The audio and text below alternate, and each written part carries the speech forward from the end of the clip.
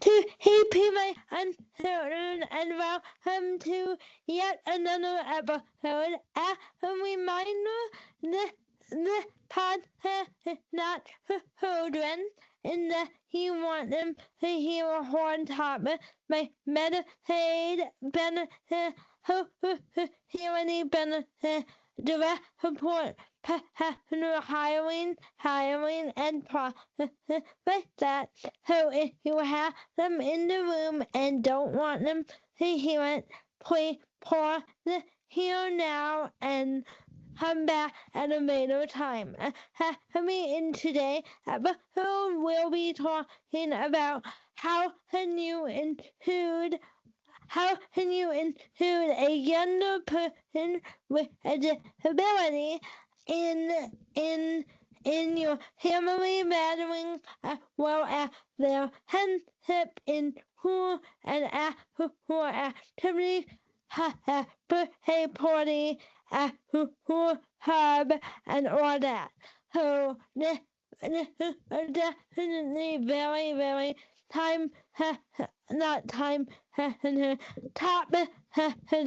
topic. So we hope you might enjoy the podcast and find it helpful. Welcome, Hannah. Thank you for having me, Anna. Yeah, I mean, Hannah and I wanted to do this podcast because we hear that this topic is very important, and it actually came up on one of my cerebral palsy panels that I do with one of the leading universities here in my area. And the second one, I have a 4-year-old with cerebral palsy who uses a wheelchair and a walker, and I don't take her to family gatherings because I'm worried about accessibility, and I don't encourage her to hang out with him either because he can't keep up with them. So that was the question, and me being a 24-year-old who was brought up in you can do anything you put your mind to mindset, and the height of accessibility, I wanted to talk about it. And then Hannah had an interesting background too, and I'll let you talk about why I brought you into this episode as well, Hannah. Okay. You want to do that? So you want me to go first? Yep. Okay. So if you guys don't know me, hi, I'm Shannon. I have spastic hemiplegia, cerebral palsy, and I am a full-time wheelchair user. And the reason why Anna wanted to bring me in here was because I have experience of I have had experiences of not going to family gatherings because of my disability. And so when I was younger, they used to leave me home with a sitter. And the older I got, the more I thought and the more I explained to my parents, I want to go to family gatherings, but it's hard to go to family gatherings because of my wheelchair. So throughout the years, it took a while to let my family not have family gatherings at their house and just make family gatherings at my house to make it easier on me and my parents. And that way, if I'm having sensory issues or need to use the bathroom or things of that nature, I can do so in my own home. Right, and then did you ever have experience? I feel like you and I may have have talked about this at one point, like in our personal but like, what about going out with friends who are going to people houses that may not be your family and may not be accessible? How did you handle that, or did you, or I never got the opportunity to go to friend's house after school because I rode a bus. So I went right from school to my home. But when I was younger, there was a policy that in my state that if you rode the same bus, you could write a letter to the school and give it to a bus driver and say you don't want to be dropped off at your regular destination. You want to be dropped off at a different destination. And that I was able to do that when I was younger. But the older I got, the policy stopped. I'm saying that once you did that, how did you manage to fit into your home? How, and how did you, what activity did you do? I think that the main concern of parents, my child can't, keep up. I had the opportunity to go to friends' houses that also had disabilities. So they had ramps to get in the house. Oh, nice. When I was younger, I did not have general education friends. They were all special education friends, and that's not a problem. But so I didn't have a problem getting into people's houses because they were already accessible because they were disabled themselves. Right. Well, thank you for hearing that, and now I'll go ahead and hear mine. Who you may who are tuning into the podcast time. Hey, I'm Anna. I'm 24 years old, and I have had a Polino Hammer 20. I am an ambulatory wheelchair user, which means I do have me a walker and a wheelchair depending on what I want to use and what situation we are in. So when I was young, most of my family houses were very accessible, but the problem was that we would hang out in the basement like every other, I feel like when you are a kid, I feel like your parents turn your basement into a magical place, Wonderland, and I might be completely wrong here, but I feel like that's the way it goes. So whenever we, including my grandparents' basement, so everyone would do that. Everyone would go down there, and I would go down there too. So my business advice to parents, wondering if they could bring their children to family gatherings, or include them, or how to make it accessible. If your child is under the age of 7, you could be able to carry them, directly down the stairs, like my parents did, and then have one of your cousins or maybe a brother or sister be the one in front. If Anthony help, you're going to run up and knit in the dirt, who can then help, with whatever the disability entails, right? Or train them to do it. Now, some of you might be wondering, well, what about the walk, or what about the wheelchair? You can leave that on the main level and have your child lay down on the floor with a pillow under their head. Because for me, I don't handle, do you have hip problems too? I do. Yes, one of my hips is completely out of socket. and one of my cups is subluxed, and that means Yeah. it's partially in and partially out. I'm not sure which is which, but yes, I do. Yep, and I hear my main on a pillow is more horrible in the Hermione. I mean my knee. Do you hear that too, Shannon? For you? I completely agree that laying on a pillow is much more comfortable Right. because of hard surfaces. Even if you have carpet, the floor can still be hard. Right.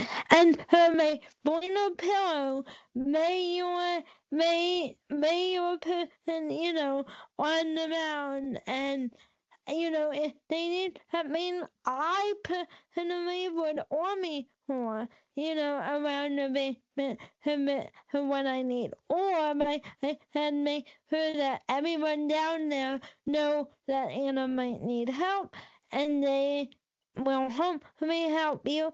And then for the her family may listen to them and bring pillow, bring body pillow, bring no upright thing that you hit on the house. I don't know what they're called, but Hannah, you know what I'm talking about? No, I know what you're referring to, but I don't know what their correct name is. No idea. If we find it, we'll put it in the thing because I know will really help her too. But our point is don't automatically assume you hired one to be only with adults. Children happily in your own family could be able to accept your hired who they are, and the home entry is hard for whatever reason. They're portable ramp, the only things that you can do to make them accessible. For play day and everything else like that, my number one advice is to talk to my parent, let them know my parent, my other hired that you hired one to hang out with, let them know what you hired can and cannot do for activities or concern and make sure they have some activities that you hired and participate with. Recommend no portable lamp are going to be your hand if the house is unaccessible, but I hear if you're young, you could be able to pick up your hired, and carry them to wherever, and then you the same principle, a body pillow and pop-up devices when when you hired over with a hen. I did a lot of movie nights, movie day, though that an awesome activity for you hired to do. It's an outdoor birthday party for a mammal, maybe considering letting a bike. A written bike would really help you that you hired around, and like that. And, I'm missing Shannon about the topic. No, but I forgot to mention that when I was very, very young, I would say about like maybe 3, 4, 5, I can't remember. I lived with my grandparents. And because my mom was a single mom and she needed help raising 2 young kids. My brother was only 9 months old when I was born. So anyway, when I was little, to get around my grandma's house, like Anna mentioned, she would army crawl. So would I. And that is the way that I got around. Whether it was the upstairs, the downstairs, whatever in the house, that is how I would get around, is army crawl.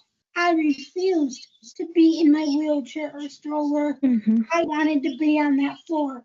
Right. And I hit a whole nother good point here, and didn't he wreck how you hired really want to do something and not going to put them in life threatening danger, let them do it, they will figure out a way to. I was telling the parent on the panel, but they will figure out a way to been around, and be with their hands and their husband and their family if they really want to. So make sure that you have someone around them or my area if he something they can bump their head on or all those type of things. Make sure all that take it into consideration, but don't bubble wrap them, because they have a disability. Or for an example, if your grandparents or parents have knickknacks and you're a young child and the parents don't want the young children, to play with them, put them up on a high shelf so they cannot reach them. Right. And I hate it, but it's kind of my disability proofing a house. Kind of. Yeah. Like how new parents baby proof a house. Sometimes when your child is young and lives with a disability, you need to disability proof the house. As much as I hate saying that, it's the truth. Right. And like part of disability proofing too, if you're a parent of an able body, hired, part of your ability I hear is to teach the including everyone, no matter what disability they have. I mean, no matter if they're able-bodied or not, they teach them that including those with disability is the normal a normal way of doing things, so that they send it out and enjoy their life. Yes. But we hope this podcast encourages you to not do the bare minimum and not take your hired, but to take your hired. Take your hired everywhere because you showing up and have ability, and that's really important for your family to see, for your friends to see, for your community to see. And if you want to do a whole podcast on community accessibility, I suppose we could. I'm down for it. Yeah. So let us know if you want more in-depth, like anything that we talked about today. If you want to, I want more elaboration on that or whatever, we'll be happy to do that. And we will see you in our next episode with what, Shannon? It'll be your Hannah Elna one. Do I have to do it? No. I didn't know what on the episode. Yeah. I can. Our next episode is going to be a day in the life of Shannon living with chronic illness. Yeah, that's a good one, and I'll be there. In that one as well. Sounds good. All right, we'll see you in the next one. Bye, bye. Bye, guys.